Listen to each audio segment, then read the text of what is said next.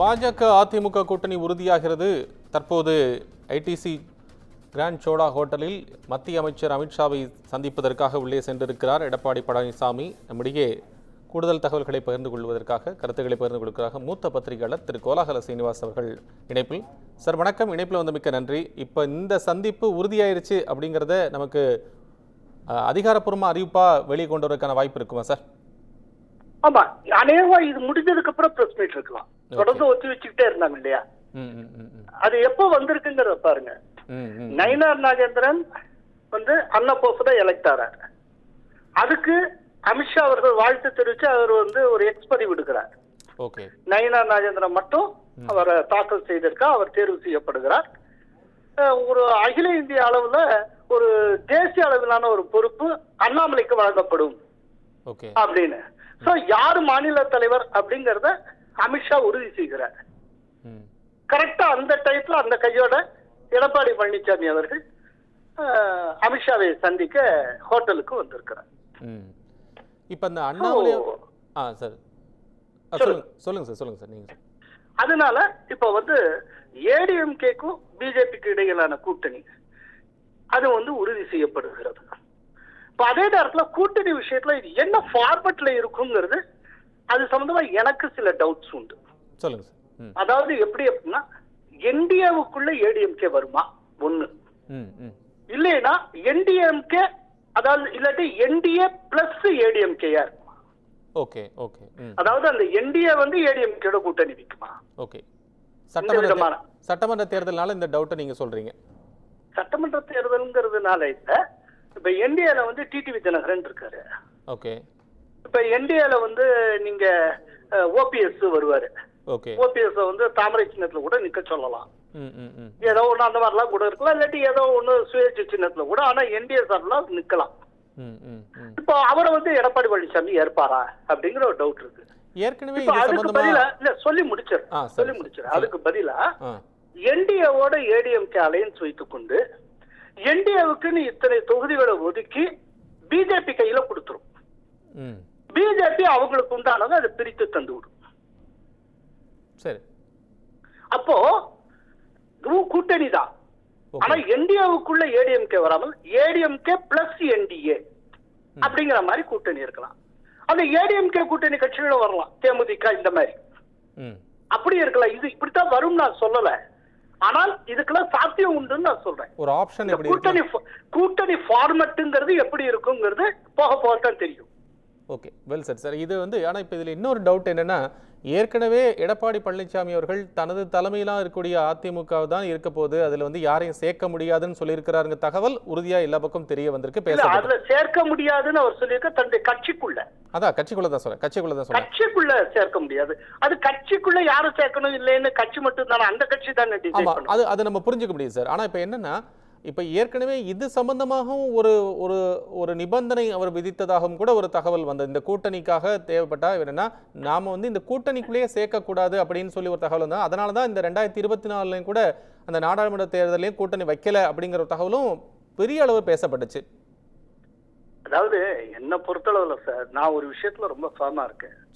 எனக்கு ADMK top leaders தெரியும், பிஜேபியில இருக்கக்கூடிய ரொம்ப டாப் லீடர்ஸ் நான் போன்ல பேசுற அளவுக்கான ஒரு பரிச்சயத்தோட நெருக்கமா இருக்கிறோம். நிச்சயமா பிஜேபியினுடைய higher ups, top national leaders, அவங்கள்ட்ட எந்த முன்னிபந்தனையும் விதிக்கவே முடியாது சார். நீங்க டிக்டேட்டே பண்ண முடியாது சார். பிஜேபி டிக்டேட்டே பண்ண முடியாது சார். ஓகேயா? இன்னொன்னு, அப்படிப்பட்ட அந்த டிக்டேஷனை அந்த ப்ரீ கண்டிஷன்ஸ் எல்லாம் அக்செப்ட் பண்ணித்தான் தமிழ்நாட்டுல ஒரு அரசியல் பண்ணணும் அப்படிங்கிற ஒரு நிர்பந்தம் அவங்களுக்கு இல்ல சார். தமிழ்நாடு டோட்டலாவே என்டிஏவுக்கு இல்லைன்னு ஆனாலும் பிஜேபி இந்தியாவில இயங்கிட்டு இருக்கும், அதனுடைய ஆட்சி இந்தியாவில இருந்துட்டு இருக்கும். 2019 பிஜேபிக்கு ஒரு சீட்டு கிடையாது சார். ஏடிஎம்கே மட்டும் அன்னைக்கு ஆட்சியை பிடிக்கலையா? 2014 ஒரே ஒரு சீட்டு பிஜேபி, என்டிஏவுக்கு மொத்தம் 2, அன்னைக்கு ஆட்சியை பிடிக்கலையா? சரி, 2024 ஒரு சீட்டுமே இல்ல, பிஜேபி தலைமையில் தானே ஆட்சி நடந்துட்டு இருக்கு. அப்படிங்கிறப்போ தமிழ்நாட்டை நம்பி இல்ல சார். அதனால எந்த ஒரு நிர்பந்தமும் இந்த மாதிரி எதிர்கட்சிகள்கிட்ட இருந்தோ எடப்பாடிகிட்ட இருந்தோ ஏடிஎம்கே யார்கிட்ட இருந்து போகவே முடியாது, அப்படி பண்ணவே மாட்டாங்க. இதெல்லாம் மீடியா கிரியேஷன்ஸ். ஓகே, என்ன யாருமே டிக்டேட் பண்ண முடியாது. அமித்ஷாவையோ மோடியோ பிஜேபியோ, அதாவது இன்னைக்கு இருக்கிற பிஜேபியோ யாருமே டிக்டேட் பண்ண முடியாது சார்.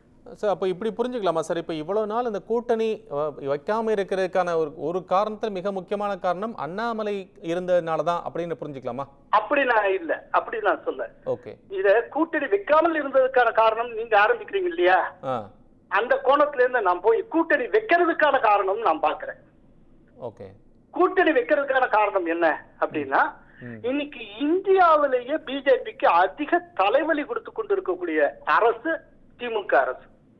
ஓகே, இப்ப கூட பாருங்க, கவர்னர் விஷயத்துல சுப்ரீம் கோர்ட் கொடுத்த தீர்ப்பு, இது சென்ட்ரல் கவர்மெண்ட்டுக்கும் சரி கவர்னருக்கும் மிகப்பெரிய செட்பேக், பெரும் பின்னடைவு. சட்ட ரீதியா ஒரு பெரிய சேலஞ்ச கொண்டு வந்து வச்சிருக்காங்க. இனிமேல் இதுக்கு அவங்க மேல்முறையீடு செய்யணும், லார்ஜர் பெஞ்ச் போகணும், அங்க தீர்ப்பு எப்படி வரும்னு தெரியாது. தினந்தோறும் ஒரு குண்டை போட்டுக்கிட்டே இருக்காங்க இங்க இருக்கக்கூடிய டிஎம்கே கவர்மெண்ட். இந்த அளவுக்கு ஒரு பினராயி கவர்மெண்டோ மம்தா கவர்மெண்ட் கூட இவ்வளவு தலைவலி கொடுத்தது இல்ல. அப்படிங்கிறப்போ வருகிற தேர்தல மீண்டும் திமுக ஆட்சிக்கு வந்துவிடக் கூடாது அப்படிங்கறத ஹையர் பிரையாரிட்டி. அதுதான் one and only agenda. So நீங்க டிஎம்கே ஆட்சிக்கு வரக்கூடாதுன்னா வேற வழி இல்ல. திமுக எதிர்ப்பு சக்தியில திமுகவை எதிர்க்கக்கூடிய பொலிட்டிக்கல் போர்சஸ்ல மிகப்பெரிய போர்ஸ்ங்கிறது ஏடிஎம்கே. நீங்க ஏடிஎம்கே இல்லாமல் நீங்க தனிச்சு போட்டீங்கன்னா இந்த லட்சியத்தை அடைய முடியாது. அப்போ அதிமுகவோட கூட்டணி வச்சாகணுங்கிற நிர்பந்தம் என்ன, டிஎம்கே போகணுங்கிறதுக்காக. சரி, அதிமுகவோட நீங்க வச்சாகணும், அலையன்ஸ் வச்சே ஆகணும்னா அண்ணாமலைக்கு ஏற்கனவே அதுல உடன்பாடு கிடையாது.